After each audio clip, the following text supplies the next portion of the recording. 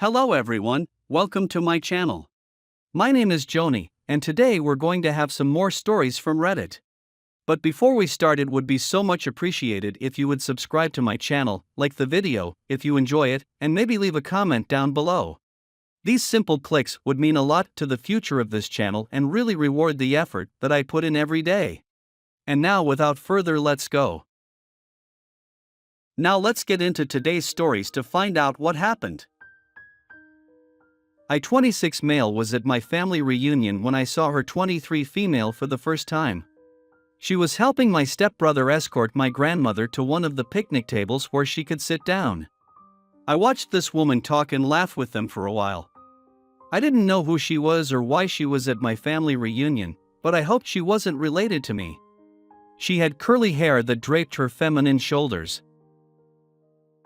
She played a few games of volleyball with me and my siblings, cousins, and one uncle. I introduced myself afterward, and she told me her name was Maureen. She worked as a nurse aide for the elderly in the area, and my grandma was one of her clients. My grandma asked Maureen to change her schedule this week just so she could attend the reunion, and she did. This woman appeared to be so caring and genuine. She was active, smart, helpful, caring, beautiful. All the things I wanted in my future spouse. Maureen admitted she was eager to meet the rest of her family, because she told her a lot about us. She smiled and tucked her hair behind her ear. That's when I asked her to dinner the following Thursday, and she happily accepted. During this time, I was attending the same tech school as my brother and cousin. My fiance hung out with the three of us a lot. They teased me about us being inseparable, but I was so happy I didn't care. After dating for 2 years, I bought a ring and planned a surprise party to propose to her. One random night, my grandma called her and asked her to come over because she was feeling sad and alone. Of course, she showed up, walked in, turned on the lights, and found my family, mixed with some of hers, standing around us. I was down on one knee proposing. She said yes, so we celebrated and started planning our happy-go-lucky Irish wedding. My fiancée put a lot of her own finances into the arrangements, which made me feel good. I felt like she was serious about me and our permanent future together. She continued working during this time, but it wasn't until about 5 months before the wedding that she started coming home late. When I asked her why, she blamed her old man client, calling him stubborn. One morning I got to work and realized my phone hadn't been charging overnight for some reason. I didn't have a charger with me, so I just texted my soon-to-be wife to let her know my phone was going to die, but that she could contact me via email or calling the office. My phone died before she replied. I didn't hear from her at all, so I just worked through the day as normal. When I pulled up to the house, I saw my stepbrother's car. He was loading an 8-foot ladder into the back seat. He told me the ceiling fan fell down in our dining room today, so Maureen called to have him replace it. She was sweeping the kitchen when I walked in, and she was relieved to see me. She said it nearly hit her when it fell, and she was glad my brother knew how to install the new one because it was way over her head, no pun intended. Life was pretty great, and all was well until the week before the wedding. My fiancée had told me she planned to take off work for 6 weeks. Some paid vacation, some not, and her time off was to start the Monday before the wedding. When that day came, her alarm went off at 6 a.m. She started getting ready for work, and I asked her why. She quickly and abruptly told me that she simply couldn't take off work from her elderly male client who couldn't function without her. Her boss had failed to find any employees willing to take that shift, so she couldn't in good conscience leave him alone. I was extremely upset, but I couldn't express it because her reasoning was so selfless. I accepted it, but I told her I hoped she wouldn't be home late. It was bad enough I was going to miss time with her. The wedding was on Saturday. She supposedly worked until Friday morning, the day before our wedding. On this day she told me she didn't have to work, and she was going to have a bachelorette party. This was completely out of the blue. As far as I knew, she didn't have any friends that she saw in person. She was a responsible working lady that has been committed to me and living with me for almost 3 years. She never mentioned hanging out with a friend in all that time. We only ever did stuff together or with family. I asked her who was hosting it, and she said a girl's name. To my surprise, she was friends with this girl on social media. I asked her how long she'd been planning this, and she told me it was just that morning that her friend called her and suggested it, along with an apology for not thinking of it sooner. This was also strange. I asked for her friend's phone number, or if I could see her phone, but my would-be wife refused. She said after all this time, I could trust her to be worthy of the wife title. She didn't look me in the eye when she said it. She was putting her phone in her purse and heading out the door, reassuring me that she wouldn't do anything to justify our relationship, not after putting so much money into the wedding. I didn't like that was her reason for not doing anything stupid. She didn't say it was because she loved me, and I didn't hear from her for hours. I had a feeling that something terrible was happening, and I needed help to figure it out. I drove to my stepbrother's house. You can't imagine how sick I felt when I saw my wife's car parked next to his. All was quiet when I pulled up. The doors were locked, but the glass sliding door to the bedroom had gaps in the blinds. I could clearly see them having sex. I started pounding on the glass, yelling at them. They heard and saw me right away. My brother just kept cussing and trying to get his robe on. My not-so-trustworthy fiancé slid off the bed to hide behind it on the floor, taking the blanket with her. He finally let me in because he didn't feel like he had a choice.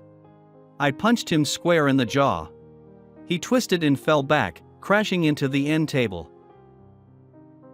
My fiancé called me crazy, saying I wouldn't get away with attacking him in his own home. I called her a few choice words and said if she was worth anything, she wouldn't be here doing this. She was nothing but a 304 that didn't deserve a husband. She had the nerve to say that she only started talking to my brother because I was boring. I quickly put up a wall within my mind. I didn't need to hear what this girl thought of me. The truth was that she started looking at him the same day she met me, and she was probably seen him behind my back for at least several months. She was a dishonest waste of space and time who didn't know which man she wanted, so she was dumb enough to lie and sleep with both. Since before the ceiling fan incident, my stepbrother and I hadn't communicated. I was just busy with work and wedding planning and didn't think much of him. Little did I know that during that time, my fiancé was telling him that she was having doubts about the wedding and lied about moving back in with her parents. He told me this as soon as we made eye contact. I immediately yelled back, asking him why he didn't try to reach out to me and chose to start sleeping with my fiancé instead. He said he couldn't tell me how sorry he was that he was a careless moron. Before stepping outside, he screamed at my fiancé that she lied to him. She told me that he was the one lying and that he actually tried to seduce her on the night she called him about the ceiling fan. I realized at this point that the wedding I had planned for tomorrow wasn't happening, our relationship was done, and I didn't have to listen to any of this. As I left, she called my name 9 times. I wondered if that was how many times she slept with him behind my back.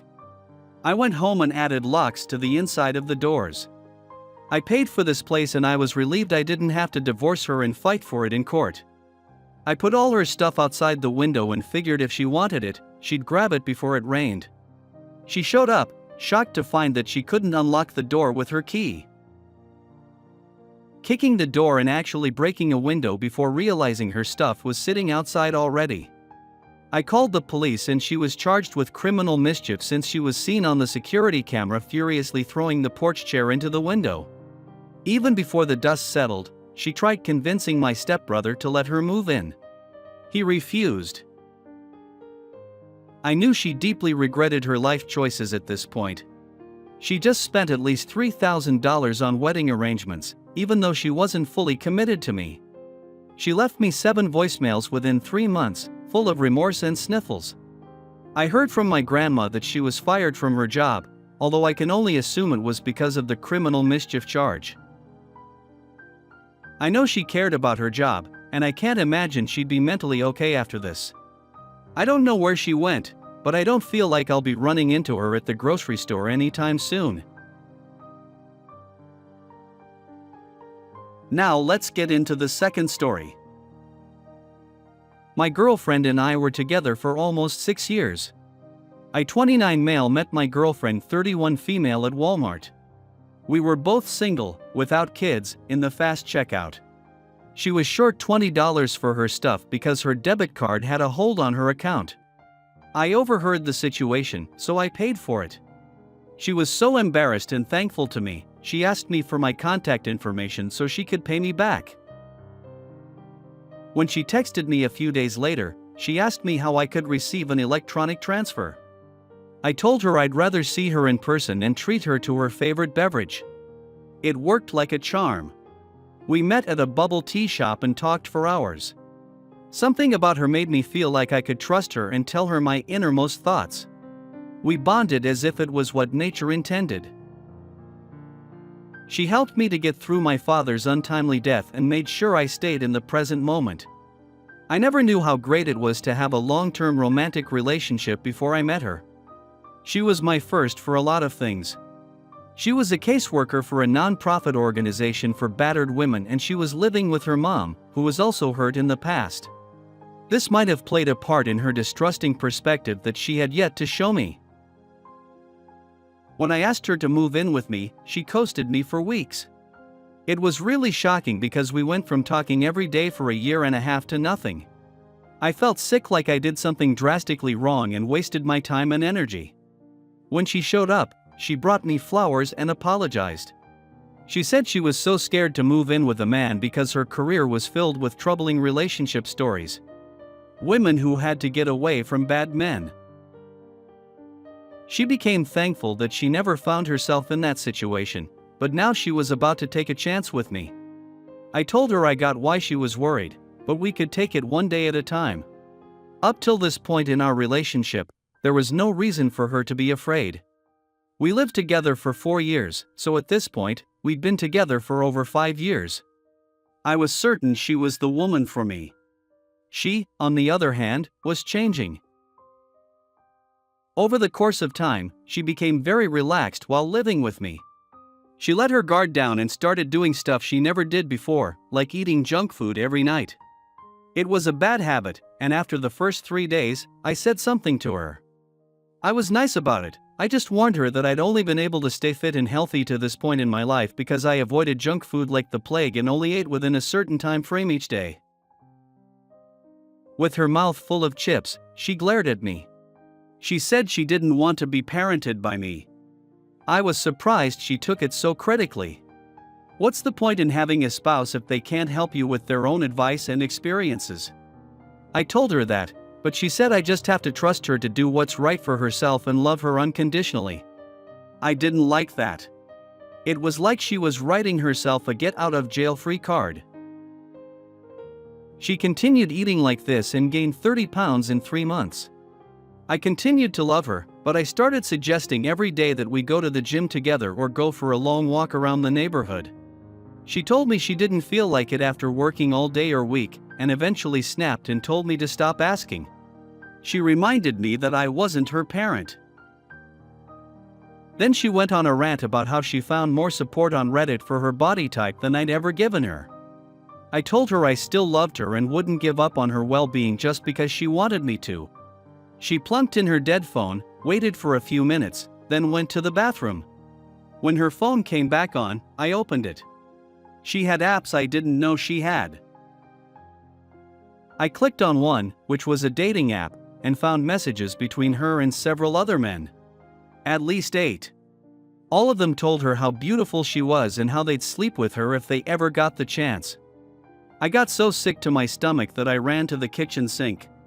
Before she was done in the bathroom, I went back to her phone and kept reading. She sent pictures to multiple men whenever they'd asked for it. I took screenshots, but I didn't have time to send them to myself because she came out of the bathroom and she was like, and demanded to know why I was on her phone. I told her to get out of my house. I was fuming and started recording this exchange on my phone. I had planned to keep the screenshots and play done for a while, but I realized there was no point in that since we weren't married and I owned the house. I had to remove her like she was a growing tumor. I told her if it wasn't for her disrespectful and unwilling attitude, I would have given her a chance, but it was clear that she did not care about me or our relationship. I told her the names of some of the men she was talking to on her phone and that I considered what she did to be cheating. When she realized how serious I was, she stared at me like an innocent deer in the headlights. She calmly walked over to my 4 pounds, unplugged it, and carried it to the window. She looked at me and dared me to keep messing with her. I told her I wasn't messing and that if she destroyed my console, she had to pay for it in court. She thought about it with her eyes locked on mine.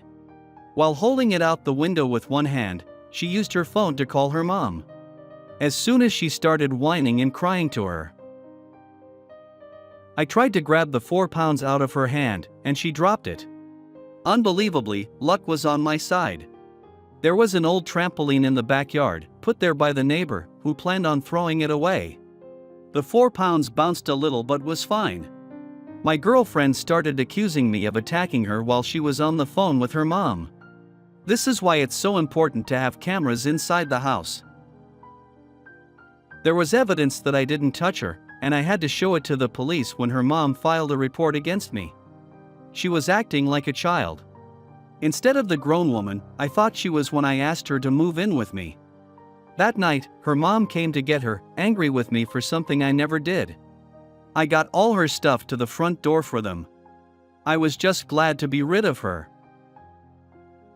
The police report was a little nerve-wracking, because I'd heard stories about women that falsely accused their spouse and got them arrested, but I didn't do anything wrong, and that didn't happen to me. This immature girl went back to living with her mother, who feeds her ego and selfishness. She quit her job helping other women, claiming it was because she'd been through it herself. This girl had no idea she became the terrible person she believed me and other people were. She had a man that truly cared about her, and she turned it into a nightmare that it never had to be.